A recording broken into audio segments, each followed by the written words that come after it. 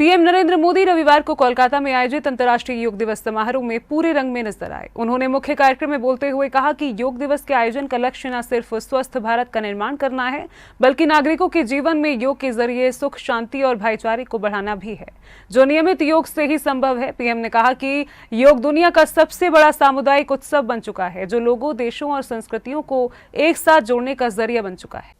21 जून पृथ्वी का सबसे लंबा दिन माना जाता है। अब पूरी दुनिया इसे योग दिवस के रूप में मनाती है। पीएम के साथ कोलकाता के ऐतिहासिक रेड रोड पर हजारों लोग योग करते नजर आए। पीएम ने ताड़ासन, अर्धचक्रासन, भद्रासन, त्रिकोणासन सहित 5 आसन किए। योग सत्र के दौरान पीएम लोगों के बीच पहुंचे और उनकी योग मुद्राओं को सुधारने में मदद करते नजर आए। योग दिवस के अवसर पर आज बंगाल में होना बहुत ही विशेष है। बंगाल की ये पवित्र भूमि, जहां भगवान रामकृष्ण परमहंस जैसे सिद्ध संतों ने अवतार लिया,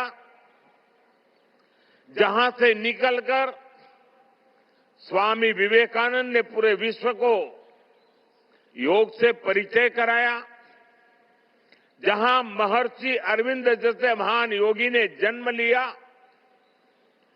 लाहिड़ी महाशय जैसे महान योगियों ने जहां योग परंपरा को नई ऊंचाइयों तक पहुंचाया, आज उसी धरती पर सामूहिक योग का अनुभव एक अलग आध्यात्मिक अनुभूति दे रहा है। योग दिवस के इस वर्ष की theme yoga for healthy ageing यानी बढ़ती उम्र के लिए योग है।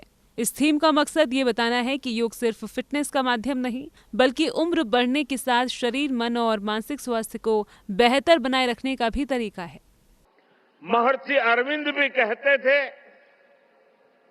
हमारा पूरा जीवन योग है, चाहे हमें इसका बोध हो या न हो। योग जब स्वभाव में आता है तो वो मानवीय एकता का आधार बन जाता है। साथियों, योग केवल शारीरिक श्रम का साधन नहीं है। योग किसी एक आयु वर्ग के लिए सीमित भी नहीं है। भारत में हम जानते हैं और देखते आए हैं, योग मानव के जीवन का चेतना के साथ, ऊर्जा के साथ एक प्रकाश भी है। आज के आधुनिक जीवन में लोग जीवन के असंतुलन से जूझ रहे हैं। उन्हें मशक्कत करनी पड़ रही है। योग जीवन जीने की इसी कला को सिखाता है। जब हम हमारे शरीर को सही तरीके से चलाना सीखते हैं, तो ये हमारा स्वभाव बन जाता है। ये सुखद है कि दुनिया के अलग अलग हिस्सों से योग की अद्भुत तस्वीरें आ रही हैं और पूरा देश ही नहीं बल्कि विश्व योग के फायदे में सीख रहा है। When we speak of yoga for healthy aging, it means that we can work to ensure that age does not reduce human potential. Yoga can help human life to aspire for constant growth.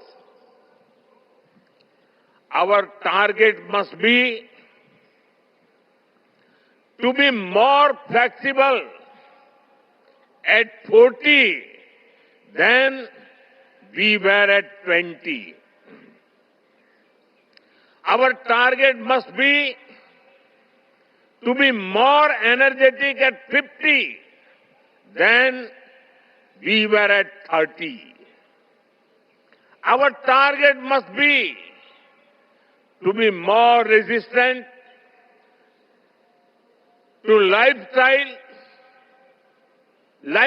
disease at 70 than we were at 50. This is where yoga can help us. It helps us tune our bodies to be flexible. It keeps our energy level high.